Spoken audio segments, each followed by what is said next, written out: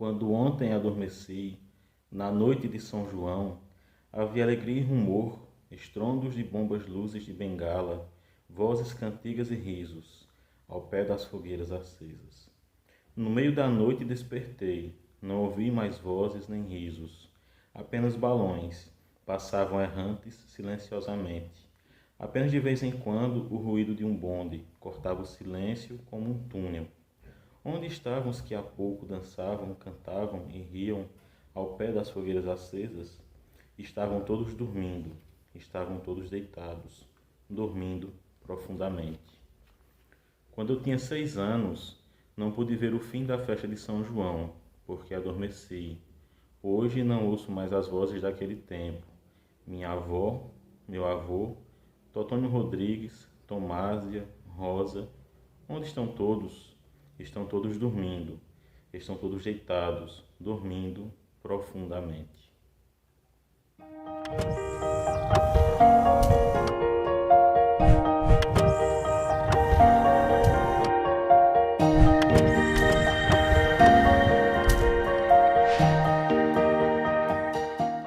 No ar, mais um Quixotado, o seu programa de literatura. E hoje vou trazer para vocês o primeiro livro de poesia lírica, né? Eu já trouxe poesia épica com a Ilíada de Homero, inclusive semana que vem eu vou trazer a Odisseia. E hoje eu vou trazer a poesia lírica do Manuel Bandeira, seu livro Libertinagem.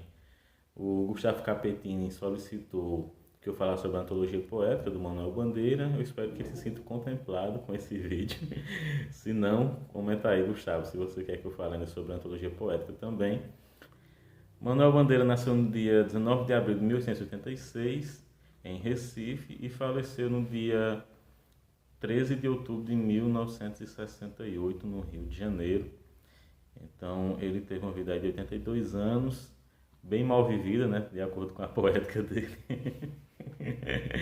E o tema central desse livro aqui é justamente essa tanatofilia, né, essa evocação da morte, né, a morte está presente na poesia dele, em todos os seus poemas, né? Apesar de que vários críticos, né, falam que esse livro tem várias temáticas diferentes, como a infância, alguns falam inclusive sobre uma questão de religiosidade, né, já que tem dois poemas que seriam como orações, né? Tem a evocação do Recife também, né, que fala sobre a memória, mas no meu entender todo o livro é permeado pela ideia da morte, né, a melancolia do que não foi, do que poderia ter sido, né?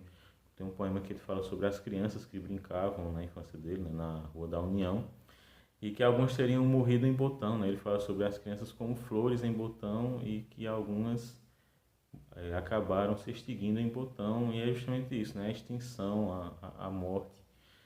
Essa ideia é a ideia central do livro, mesmo com a sua sensualidade. Por exemplo, quando ele evoca a Irene, né? Que é a Irene indo para o céu, né? Existe toda uma sensualidade, né? Na forma como ele escreve o poema, né? A linguagem que ele usa no poema, apesar de não ter explicitamente um erotismo, mas existe essa sensualidade da língua errada do povo, né? A língua certa do povo, que ele também evoca em muitos poemas aqui desse livro. E quando ele fala desse poema especificamente, ela está indo para o céu, né? E encontra São Pedro, né? E pede licença, e São Pedro diz, não, você pode entrar sem pedir licença. E o ponto de partida para essa tanatofilia foi o diagnóstico da tuberculose, né? Que ele revela no pneumotórax, febre, hemoptise, dispneia e suores noturnos. A vida inteira que podia ter sido e que não foi. Tosse, tosse, tosse! Mandou chamar o médico. Diga 33. 33, 33, 33. Respire. O senhor tem uma escavação no pulmão esquerdo e o pulmão direito infiltrado. Então, doutor, não é possível tentar o pneumotórax? Não. A única coisa a fazer é tocar um tango argentino. Então, aqui ele recebe uma sentença de morte, né? A tuberculose era mortal naquela época. Ele foi diagnosticado em 1904, né? Inclusive viajou para a Suíça em 1913 para se tratar. E eu até gosto de imaginá-lo como um dos habitantes daquele sanatório da Montanha Marcha, né? Thomas Mann. Talvez tivesse se encontrado, né? Lá. E ele encontrou, na verdade, o poeta Paul Éluard nesse sanatório, né? Eles se tornaram colegas.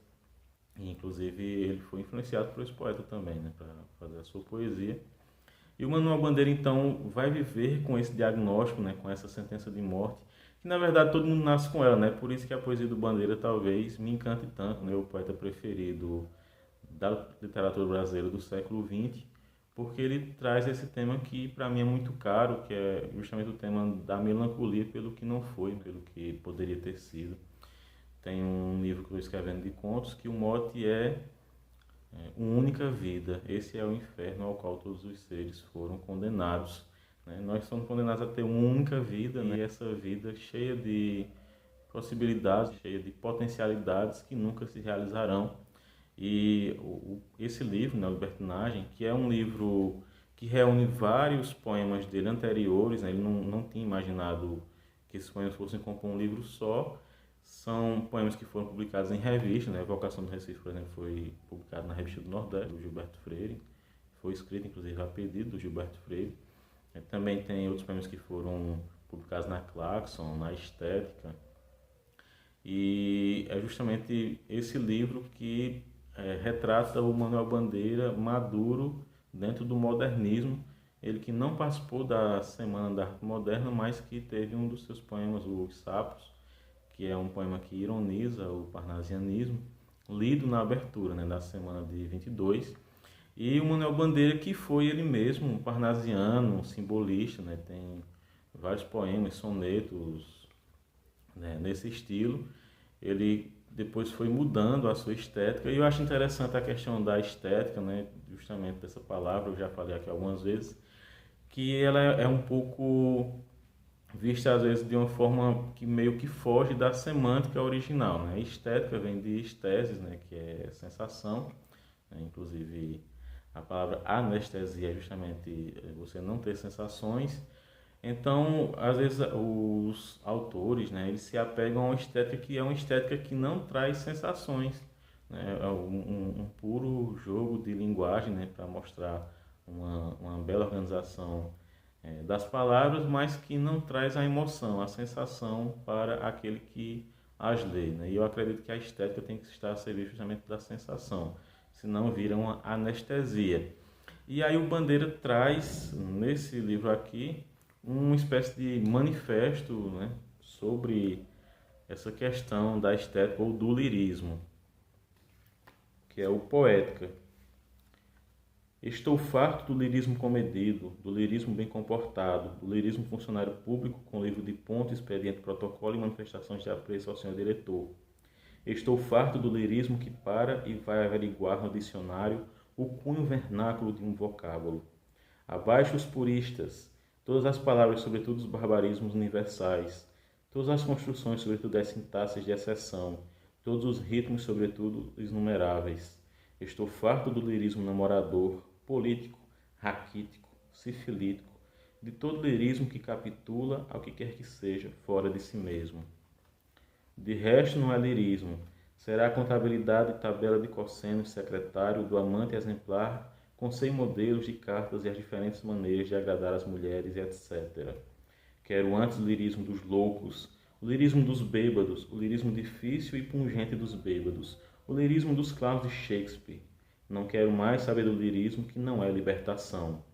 Então ele aqui rompe com essa estética que traz muito protocolo, né, muita formalidade, e vai abraçar essa estética que é mais sentimentalismo, que é mais emoção, sensação.